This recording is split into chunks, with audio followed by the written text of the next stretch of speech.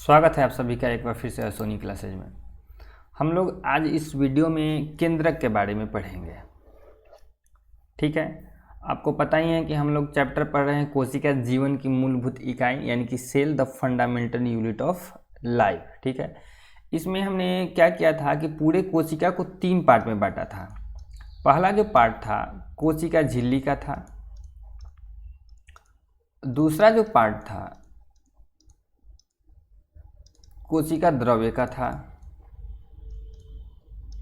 और जो third part था वो हमारा केंद्रक था। तो ये दोनों पार्ट और इनसे रिलेटेड जितने भी टर्म्स थे उन सभी को हमने पढ़ लिया है। यानी कि कोशिका द्रव्य के अंदर में पाई जाने वाली, मुख्यतः इस चैप्टर को लंबा करने का काम किसका होता है? कोशिका द्रव्य में पाई जाने वाली रचनाओं यानी कि कोशिकांग जिनको बोलते हैं, जिसमें हम लोग माइटोकॉन्ड्रिया पढ़े, लाइसोसोम पढ़े, वर्णिन लवक पढ़े, अवर्णिन लवक पढ़े, ये सब जो पढ़े हम लोग, वैक्यूल्स पढ़े, माइक्रोट्यूब्यूल्स पढ़े, इन सारी चीज़ों ने क्या किया, इस पूरे चैप्टर को लंबा किया। आज जो है हम इसके थर्ड टॉपिक की तरफ बढ़ेंगे, केंद्रक की तरफ बढ़ेंगे। ठीक है, तो यह एक बहुत ही महत्वपूर्ण रचना होती है, सबसे पहले बात की। और यह जो है कि कोशिका यानी कि सेल के बीच में पाई जाती है। जरूरी नहीं है कि हमेशा बीच में ही हो, थोड़ा इधर उधर भी हो सकती है, लेकिन मुख्यतः इसको एक बीच में कहा जा सकता है। और गोल रचना होती है, जैसा कि आप देख सकते हैं कि यह गोल रचना है। ठीक है, और गाढ़ी होती है। गाढ़ी कहने का मतलब क्या है कि खूब अच्छा से जमा हुआ दही को अगर हम घोर ले, ठीक है, तो हमको गाढ़ा टाइप का जो मिलेगा उस टाइप का ये द्रव होता है। ठीक है, और इसी को हम लोग कहते हैं केंद्रक। फिर से समझिए कि जो कोशिका है, कोशिका के बीच में एक गोल गाढ़ा, ठीक ना, रचना पाई जाती है, और इस रचना को हम लोग कहते हैं केंद्रक। ये जो रचना हम देख रहे हैं इस रचना का क्या नाम है? केंद्रक। तो सेल के बीचों बीच क्या पाया जाएगा? केंद्रक पाया जाएगा। आगे बढ़ते हैं, इसके बारे में और कुछ चीज़ें जो जानते हैं कि ये जो सेल है वो जितने भी जीवित कोशिकाएं हैं उन सभी में पाई जाएंगी। ठीक, अब चूंकि ये गाढ़ा द्रव है तो हो सकता है कि इधर उधर बह जाएगा। ठीक है, तो इसको बहने से रोकने के लिए, जैसे इसमें एनवेलप लगा हुआ था, जैसे इसमें झिल्ली लगा हुआ है जिसको कोशिका झिल्ली कहते हैं, ठीक इसके ऊपर से भी एक झिल्ली लगेगा, और इस झिल्ली को हम लोग कहेंगे केंद्रक झिल्ली। क्या बोलेंगे इसको? केंद्रक झिल्ली बोलेंगे। यानी कि केंद्रक को जो घेरने वाली झिल्ली होती है उस झिल्ली का क्या नाम होता है? केंद्रक झिल्ली। मेरे साथ बोलिएगा कि केंद्रक को चारों तरफ से घेरने वाली झिल्ली को क्या कहते हैं? केंद्रक झिल्ली कहते हैं। और एक चीज़ में और ध्यान देने वाली कि ये डबल लेयर्ड होती है। डबल लेयर्ड कहने का मतलब क्या है कि दोहरा परत का झिल्ली होती है, एक परत की झिल्ली नहीं होती है, दोहरे परत की इसमें झिल्ली लगी होती है। तो इतना बात क्लियर हुआ। आगे बढ़ते हैं कि इस केंद्रक झिल्ली को इंग्लिश में न्यूक्लियर मेम्ब्रेन बोलेंगे हम लोग। क्या बोलेंगे? न्यूक्लियर मेम्ब्रेन बोलेंगे। अब एक बात तो आप समझ ही रहे हैं कि इसके अंदर में गाढ़ा द्रव भरा रहता है, तो इस द्रव को जो है हम लोग बोलते हैं केंद्रक द्रव। जिस तरह कोशिका के अंदर जो ये द्रव सब भरा रहता है, उस द्रव में ही नहीं ये सारी रचनाएं क्या होती है? लटकी हुई रहती हैं, बिखरी पड़ी रहती हैं। ठीक उसी तरह इस केंद्रक के अंदर में भी द्रव भरा रहता है, जिसे केंद्रक द्रव कहते हैं, और उसको इंग्लिश में हम लोग न्यूक्लियोप्लाज्म बोलेंगे। क्या बोलेंगे? न्यूक्लियोप्लाज्म। क्या बोलेंगे? न्यूक्लियोप्लाज्म बोलेंगे।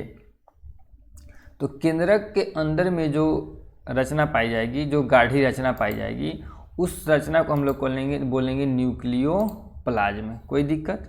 तो अभी तक क्या पढ़े कि केंद्रक कोशिका के बीच में एक रचना होती है, गोल होती है, गाढ़ी होती है, जिसे हम लोग केंद्रक कहते हैं। यह सभी जीवित कोशिकाओं में पाई जाती है।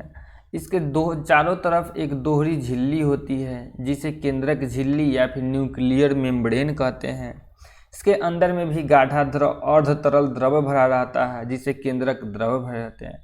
अब बढ़ते हैं, इसको थोड़ा सा जूम करके हम बाहर निकालते हैं। ठीक है, क्योंकि हमको काम इसी का है। तो जब इसके अंदर में हम लोग झांक के देखेंगे, ठीक उसी तरह जैसे कि ये जो कोशिका थी, ये कोशिका के अंदर में जिस तरह से ये द्रव है और इसमें तरह तरह की रचनाएं बिखरी हैं, ठीक उस तरह इसमें भी कुछ बिखरा हुआ हो सकता है। तो जब हम इसको जूम करके देखते हैं तो देखिए ये डबल लेयर्ड मेम्ब्रेन है, इसका दोहरी झिल्ली से घिरा हुआ है, ये घिरा हुआ है।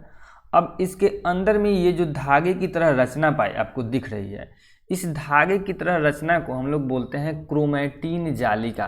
क्या बोलते हैं? क्रोमैटिन जालिका। ध्यान से सुनिएगा कि केंद्रक द्रव के अंदर धागे की महीन धागा की तरह रचना होती है और इधर उधर बिखरी रहती है, ठीक है।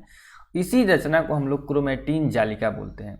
और ये जो क्रोमैटिन जालिका है ये बनी होती है एक खास तरह के चीज़ की जिसका नाम होता है deoxy ribose nucleic acid. Acid को हिंदी में अम्ल बोलते हैं, A4 एसिड, ठीक है। तो ये जो क्रोमैटिन है, क्रोमैटिन जालिका है, वो किसकी बनी होती है? डीएनए। डीएनए का फुल फॉर्म याद रखिएगा, डीऑक्सी राइबोस। डी से क्या होगा? Deoxy ribose.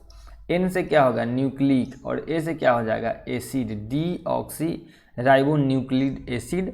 और उसके बाद में प्रोटीन की बनी होती है। ये दो चीज़ की बनी होती है। कौन किसकी?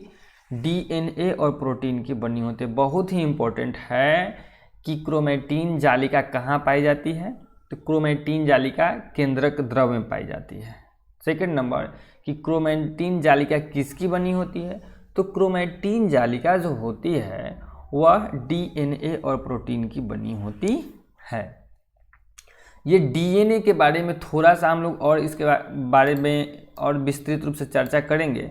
अभी समझिए कि डीएनए जो होता है, एक मोटी तौर पर जान लीजिए कि डीएनए क्या है कि जैसे कि हमारे कुछ लक्षण अपने पूर्वजों से मिलते हैं, ठीक है। तो ये जो लक्षण हैं या फिर गुण जिनको भी कहेंगे, इसको एक पीढ़ी से दूसरी पीढ़ी तक ले जाने का काम ये डीएनए ही करते हैं। या फिर यूं भी कहें कि मेढक का बच्चा मेढक ही होगा, कुत्ता का बच्चा कुत्ता ही होगा। तो ये चीज़ जो स्टोर करके रखेगा, ये किसका काम होता है? डीएनए का ही काम होता है। या फिर यूँ कहें कि अगर हाथ के पास की मेरी कोशिका कट जाए, ठीक है, मान लीजिए कि कोई घाव हो जाए और वहाँ से कोशिका मेरी ख़त्म हो जाए, तो ऐसा भी तो हो सकता था कि यहाँ पे दूसरा कहीं के अंग का कोशिका बन जाए। लेकिन ऐसा होता है हाथ की जगह कटा है तो वहाँ पर वैसा ही कोशिका क्या होगा? फिर से निर्माण होगा। तो इन सारी चीज़ों का जो इन्फॉर्मेशन स्टोर होता है वह कहाँ स्टोर रहता है? डीएनए में ही होता है। साथ ही साथ हमारे कुछ गुण हमारे पूर्वजों से मिलते हैं, जैसे कि हमारा हाइट हो गया, हमारा कलर हो गया, ठीक ना, हमारे मतलब कि बालों के कलर हो गए, आँख का कलर हो गया। तो ये सारी चीज़ें जो होती हैं डीएनए में ही स्टोर होती हैं। हो सकता है कि आपके माता के मतलब कि खानदान यानी कि पूर्वजों से कुछ लक्षण मिल जाए, या फिर आपको अपने पिता के पूर्वजों से कुछ लक्षण मिले। ये आगे का बात है, क्लास 10 में इन सब चीज़ों को पढ़ना है। अभी ध्यान ये रखना है दोस्तों कि जो डीएनए होते हैं वो करते क्या है कि हमारे आनुवंशिक लक्षणों को हमारी एक पीढ़ी से दूसरी पीढ़ी तक ट्रांसफ़र करते रहते हैं। ये अभी डीएनए के बारे में इतना जानिए।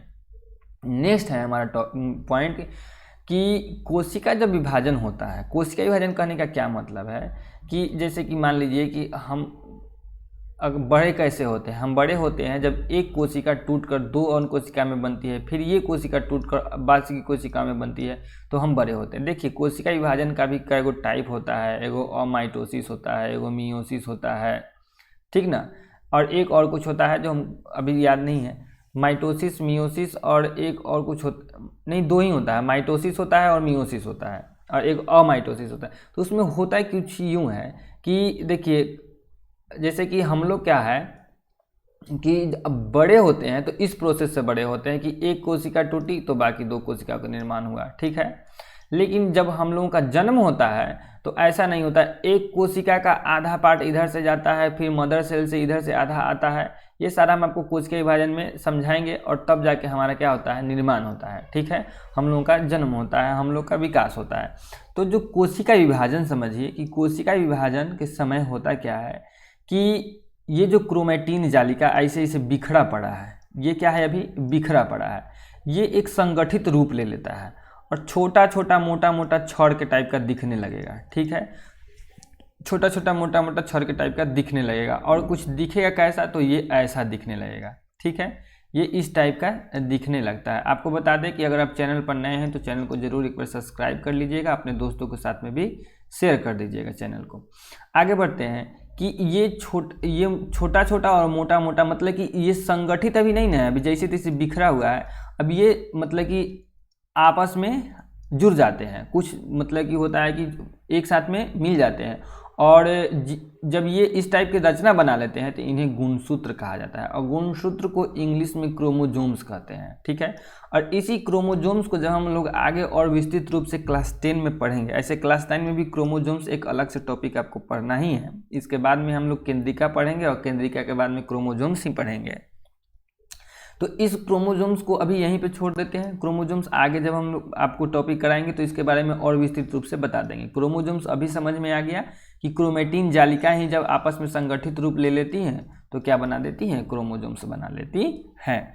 या फिर यूँ कहें कि जब ये मतलब कि कोशिका विभाजन नहीं हो रहा है तो क्रोमेटिन कहलाएगा, और जब कोशिका विभाजन होने का समय आ जाएगा तो क्रोमोजोम्स कहलाएगा। कोशिका विभाजन जब तक नहीं होगा ये आराम से पड़ुआ बैल की तरह पड़ल है, इधर उधर भैंस सांड की तरह घूम रहा है, लेकिन जब ही इसको काम आ जाएगा ये क्या होगा, तुरंत तैयार हो जाएगा कोशिका विभाजन के समय में कि चलो हम तैयार है कोशिका विभाजन में भाग लेने के लिए। तो ये गुणसूत्र का काम हो गया। अब थोड़ा सा डीएनए के बारे में और ज़्यादा पढ़ लेते हैं, क्योंकि आपके मन में एक जिज्ञासा जरूर होगी कि क्या हमारे लक्षणों को इधर उधर करता है, कैसे क्या है। तो इसके बारे में थोड़ा सा आप जानिए डीएनए के बारे में। डीएनए का फुल फॉर्म आपको बताबे किए हैं कि डीऑक्सी राइबोस न्यूक्लिक एसिड, यानी एसिड को आप अम्ल बोलते हैं हिंदी में। क्रोमेटिन नेटवर्क यानी कि क्रोमेटिन जालिका जो हम इसकी बात कर रहे हैं, ठीक है, ये किसके बने होते हैं, तो डीएनए और प्रोटीन के ही बने होते हैं। ये होता क्या है डीएनए कि आनुवंशिक लक्षणों को एक पीढ़ी से दूसरी पीढ़ी तक ले जाता है। आनुवंशिक लक्षण कहने का मतलब यह है कि हो सकता है कि आपके किसी परिवार का जो आई का कलर है वो कैसा हो, ब्लू हो, ठीक है, नीली आंख वाले लोग, तो ऐसी संभावना है कि आगे आने वाली पीढ़ी में भी ब्लू कलर का आंख मिल सकता है।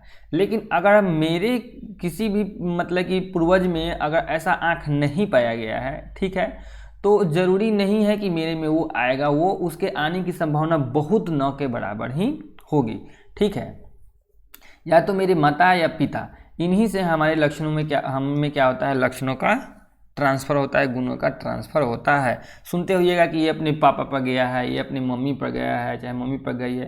तो ये चीज़ें जो होती हैं ये सब काम किसका होता है, डीएनए का ही होता है। अपने मम्मी के या फिर पापा के लक्षणों को इधर उधर ट्रांसफ़र करना, चाहे अपने दादाजी के लक्षणों को ही, नाना के लक्षण को ही, नानी के ही लक्षणों को।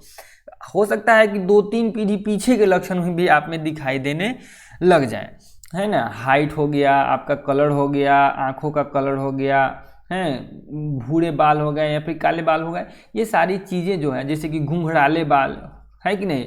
अब मान लीजिए कि आपके और मेरे पीढ़ी में किसी को घुंघराले बाल नहीं है तो इसके आने की संभावना बहुत कम है, ठीक ना। बट क्या है कि अगर किसी के खानदान में है, किसी के पीढ़ी में है, तो उसके आने की संभावना बहुत ज़्यादा है, ठीक है। तो ये सब काम किसका होता है, ये सब जो इन्फॉर्मेशन छुप के रहता है डीएनए के अंदर में ही आ जाता है, ठीक है। तो ये हो गया आनुवंशिक लक्षण का ट्रांसफर। डीएनए में कोशिका निर्माण की एवं संगठन की सभी सूचनाएं स्टोर होती है। ये बताइए कि कोशिका का निर्माण किस तरह से होगा, ठीक है, और कोशिका को सजाया किस तरह से जाएगा, ये सारा का सारा जो इंफॉर्मेशन है, सूचनाएं हैं, वो कहाँ स्टोर रहती हैं, डीएनए में।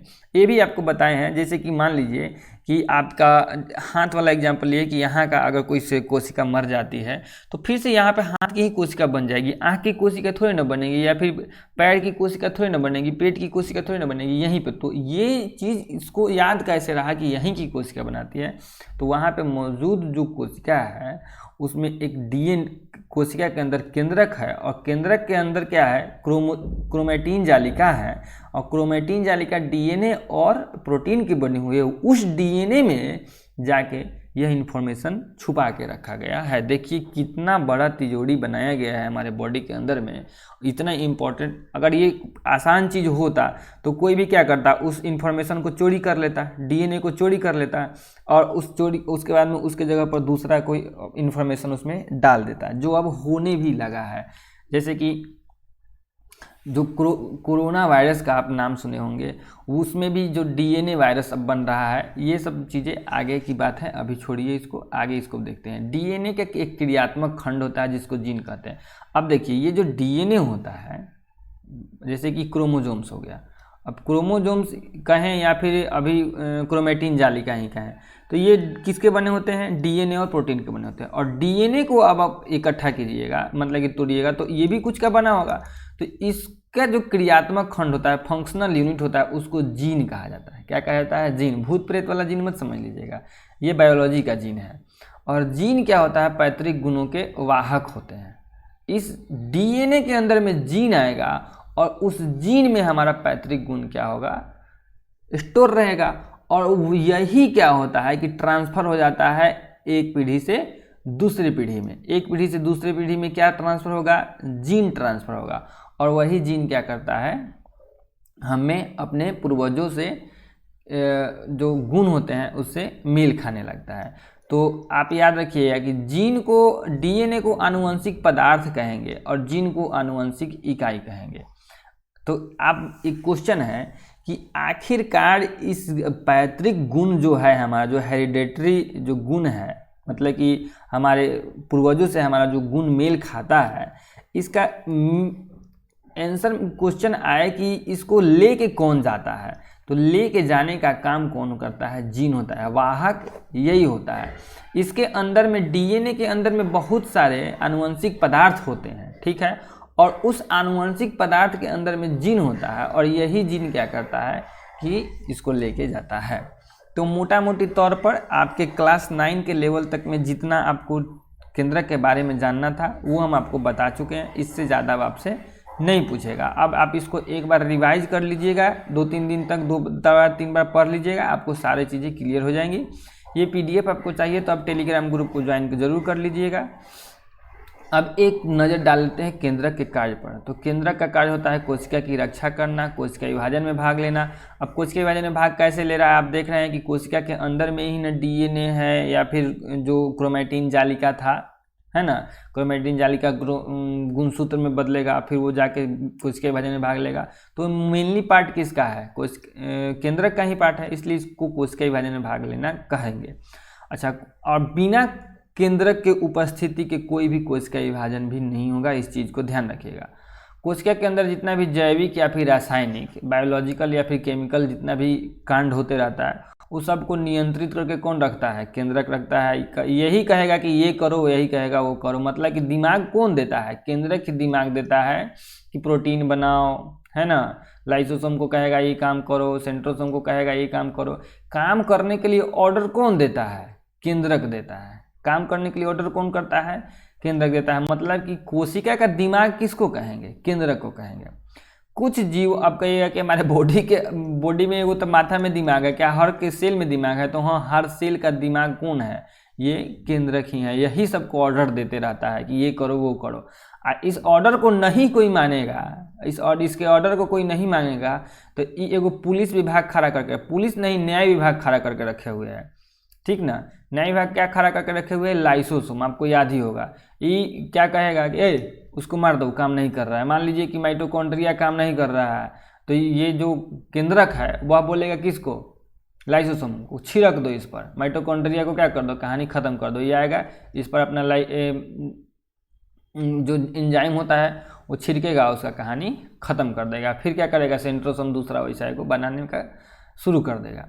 अच्छा, बात करते हैं कुछ जीवों में कोशिकीय जीवन में महत्वपूर्ण भूमिका। कोशिकीय जनन में देखिए, कोशिकीय जनन कहने का क्या मतलब है कि बहुत सारे जीव ऐसे होते हैं जिसमें कोशिका से ही जनन होता है। कोशिका से ही जनन करने का मतलब है कि मान लीजिए ना कि गुलाब का फूल का डाढ़ है, तो काट दीजिएगा तो नहू से कोई पेड़ हो जाएगा, नहू से कोई पेड़ हो जाएगा, ठीक है।